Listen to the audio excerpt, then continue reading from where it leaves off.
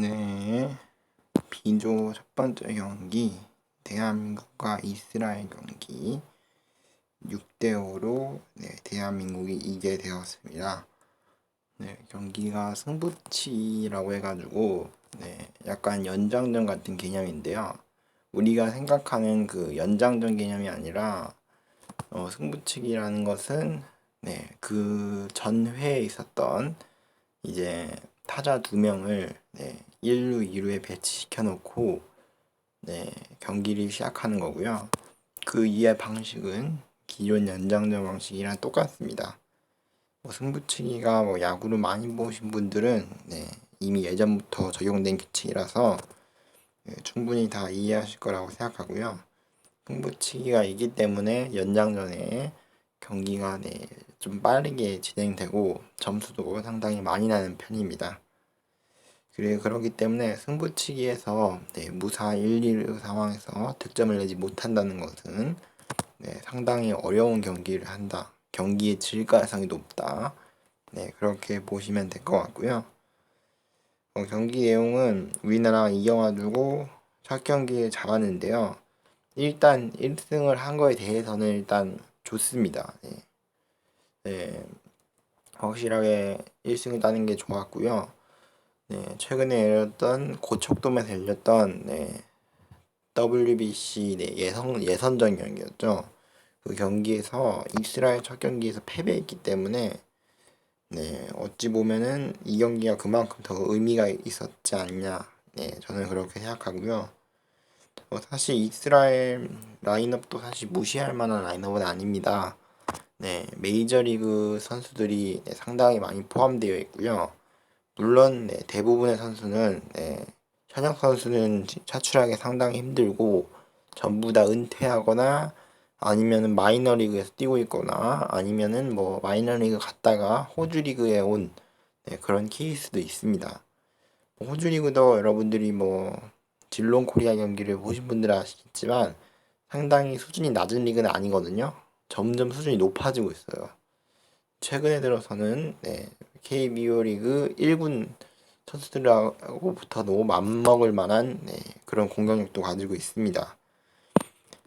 그러고 있기 때문에 이스라엘 라인업도 상당히 무시할 못할 만한 라인업이 아니거든요. 일단 선제 득점은 그래가지고 이스라엘이 먼저 냈습니다. 이안 키슬러라고 올스타전을 4번이나 나갔고요. 각각 08년도, 2008년, 2010년, 2012년, 2014년에 이제 올스타전에 4번이 나간 선수고요.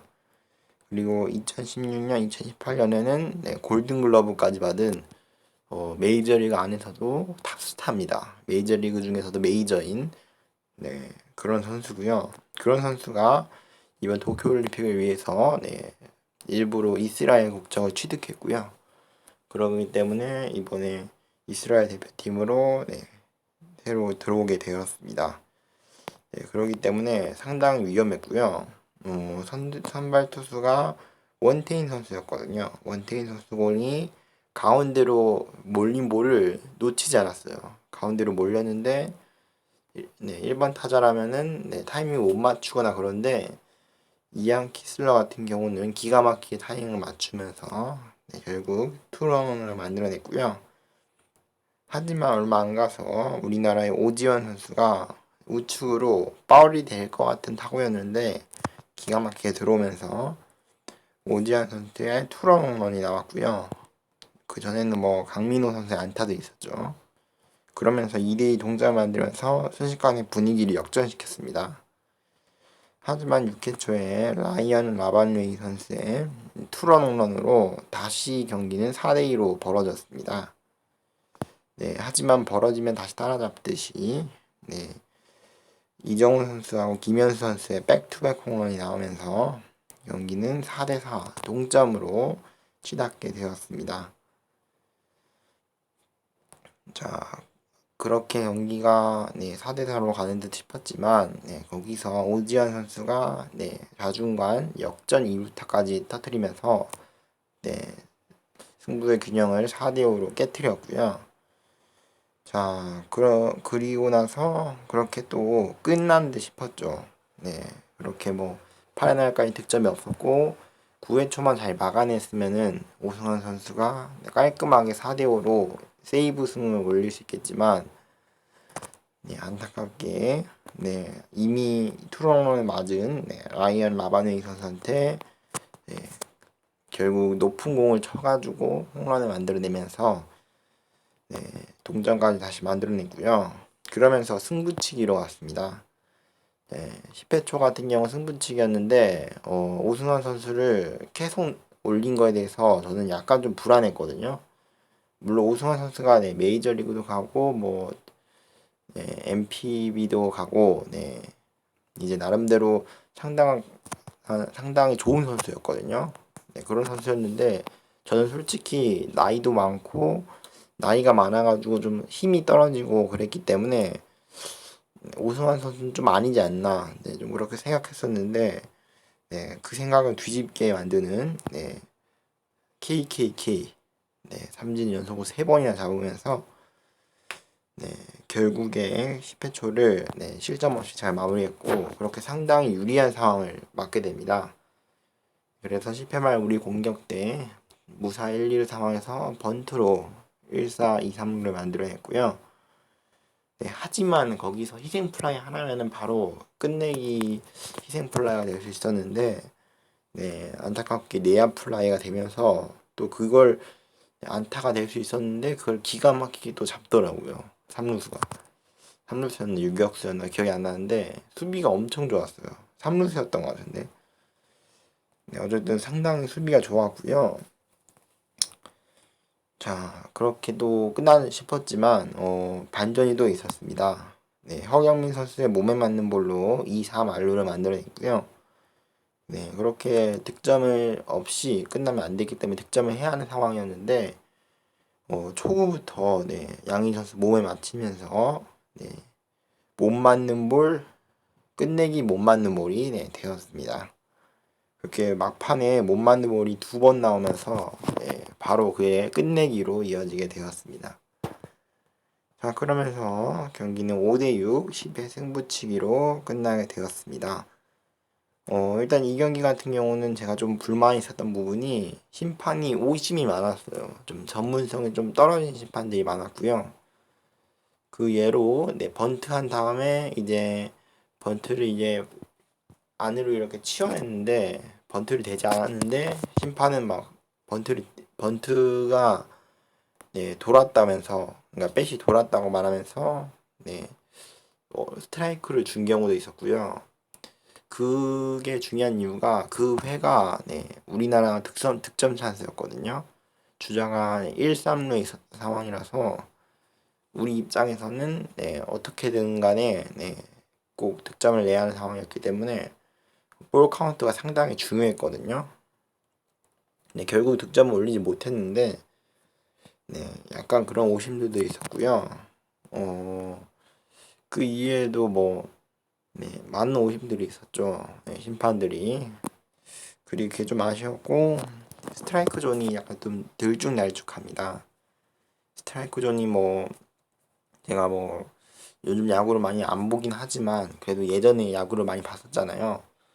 그러면서 저 같은 경우는 KBO 리그 스트라이크 존에 좀 많이 익숙해져 있거든요. KBO 스트라이크 존이라는 게 좀 이제 넓게 봐줘요. 웬만한 볼이면 다 스트라이크를 많이 주거든요. 그리고 낮은 볼보다는 낮은 볼이란다. 좀 이제 높은 볼보다는 좀 이제 낮은 볼에 스트라이크를 좀 많이 주는 경향이 있어요. 그렇기 때문에 저 분명히 낮은 볼인데 제가 보기엔 다 스트라이크로 보였는데 심판인 판정이 볼이라고 판정한 경우도 많았고요. 그래가지고 저도 많이 좀 당황했습니다. 제가 생각했던 거랑 좀 판정이 많이 달라가지고 이게 볼이야? 대놓고 가운데로 꽉 차게 들어왔는데 볼이라고 판정한 경우도 있어가지고 이게 또 형평성이 안 맞는 게 그게 만약 볼이라고 판정했으면은 일관성만 있으면 되는데 전 일관성이 없었다고 생각합니다. 네, 뭐 바깥쪽 빠진 볼 같은 경우는 스트라이크 주는 경우도 있고 안 주는 경우도 있고 뭔가 좀 주심의 마음대로 제량껏 네, 주심 물론 이제 사람이어가지고 실수는 하지만 네, 너무 들쭉날쭉했고요. 네, 그런 점이 많이 좀 아쉬웠습니다. 자, 일단 앞서 말한 대로 선발 투수는 원태인 선수가 나왔고요. 안타깝게 3이닝을 소화하면서 2실점을 올리게 되었습니다. 자, 그 아래로는 네, 타선은 일단 1번 타자 박희민, 2번 타자 이정우, 3번 타자 김현수, 4번 타자 강백호, 5번 타자 오재일, 6번 타자 강민호, 7번 타자 오지환, 8번 타자 허경민, 9번 타자 김인성 선수였습니다. 일단 제가 이 라인업을 딱 처음 봤을 때 좀 관심 있게 봤던 게 강백호 선수입니다. 강백호 선수를 뭐 상당히 23살인가? 네, 그 정도로 알고 있는데 프로도 이제 몇 년 안 됐어요. 5년도 안 됐기 때문에 아직 젊은 선수거든요. 근데 그 선수를 김병문 감독님이 믿고 딱 4번에 기용한 게 약간 좀 놀랐습니다. 강백호를 벌써부터 이렇게 4번에 썼다는 거는 앞으로 계속 4번을 쓸 가능성이 있다. 그렇게 좀 보여지고요. 그리고 제가 이 경기에서 MVP를 뽑자면은 저 개인적인 생각으로는 투수보다는 좀 타자 쪽에 MVP를 주고 싶어요. 왜냐면은 투수 쪽에 뭐 잘 던지긴 했지만 홈런을 약간 좀 골고루 맞아가지고 뭔가 좀 투수 쪽에 좀 주기는 힘들 것 같고요. 제 개인적으로 MVP는 오지현 선수한테 주고 싶습니다. 왜냐면은 일단 수비도 좋았어요. 이루수로 나와가지고 이루수입니다. 유격수로 나와가지고 오지현 선수가 이제 수비도 상당히 좋았고요. 뭐 땅볼 타고도 잘 처리해가지고 빠르게 잘 처리해줬고 득점에도 많이 관여해줬죠. 투런 홈런하고 2타점이 아니라 1타점 2루타 이것까지 두 번의 공격 찬스에 관여를 직접적으로 해줬기 때문에 오지환 선수가 상당히 좋은 모습을 보여줬고요. 저도 솔직히 말하면은 저도 알고 있어요. 2018년에 있었던 자카르타 800명 아시안 게임에서 여러 가지 논란이 있었죠. 오지환 선수가. 그래가지고 저도 솔직히 냉정히 말했을 때 기대를 하고 있지 않았어요. 오지환 선수는 그냥 거르는 타선이다. 그런 생각까지 했었거든요. 그럴 정도로 기대를 많이 안 했었는데 저도 제 기대 안 한 거에 대해서 다시 반성하게 되었습니다. 오지환 선수가 이 경기에서 확 터져주면서 팀 분위기가 확실히 살아났고 오지환 선수 득점이 없었다면은 진즉이 이스라엘한테 질 수도 있었기 때문에 상당히 중요한 득점이었습니다. 자, 그렇게 이스라엘전 5대6으로 이기게 되었고요. 자, 그리고 이렇게 표시 났어요. 나라 이름, 승패 여부, 득점, 실점 순으로 이렇게 표시해 놨고요.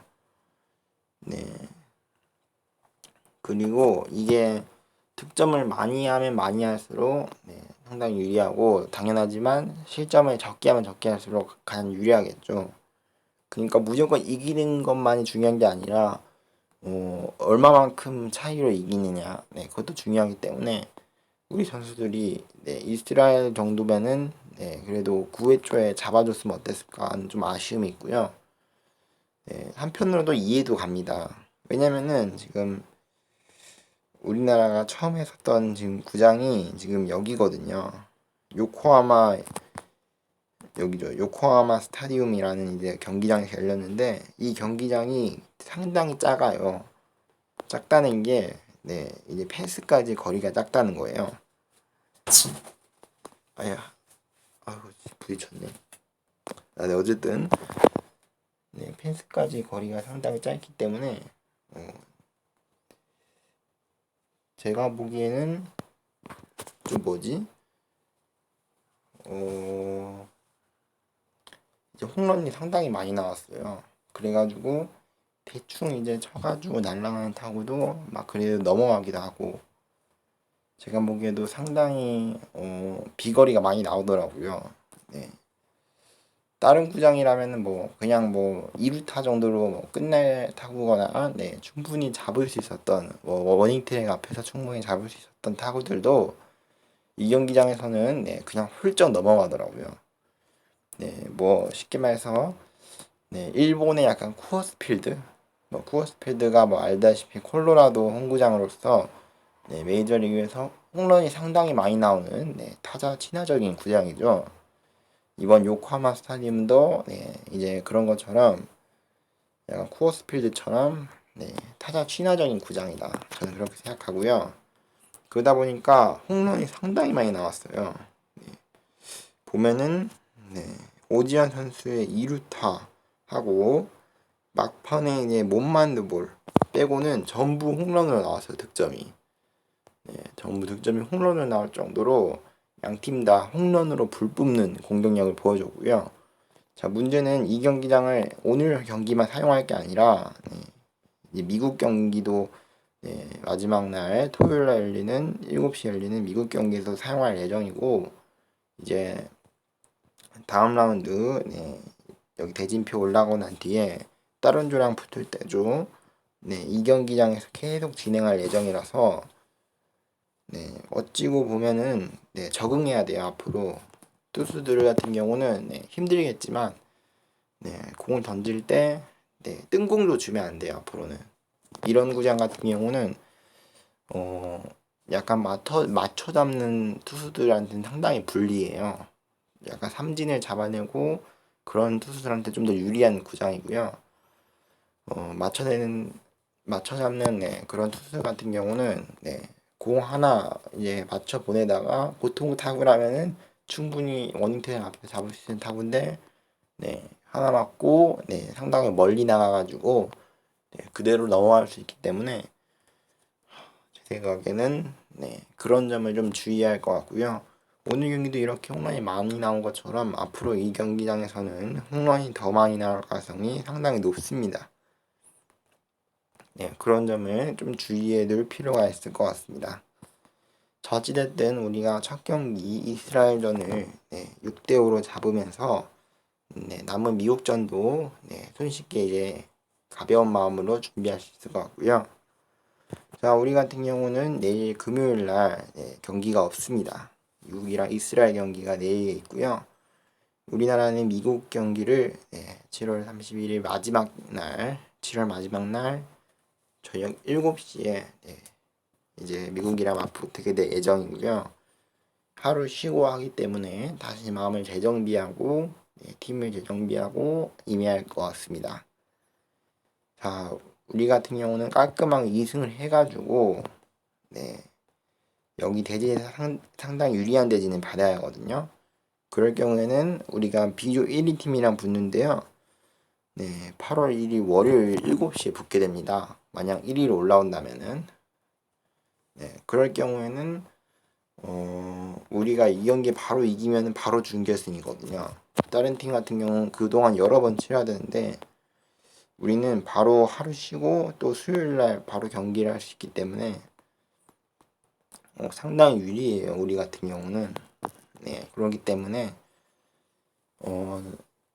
기왕이면은 올라갈 거면 좀 높은 순위에 올라가면 좋겠다라는 좀 그런 생각을 하게 되었고요. 득점하는 경우도 득점을 최대한 많이 하면 좋다. 실점은 적게 하고 네, 그런 편이 좋습니다. 나중에 혹시나 우리가 미국한테 진 다음에 세 팀이 1승 1패가 될 경우에는 그 상황에서 또 순위를 가려야 하기 때문에 득점은 많이 실점은 적게 하는 게 좋습니다.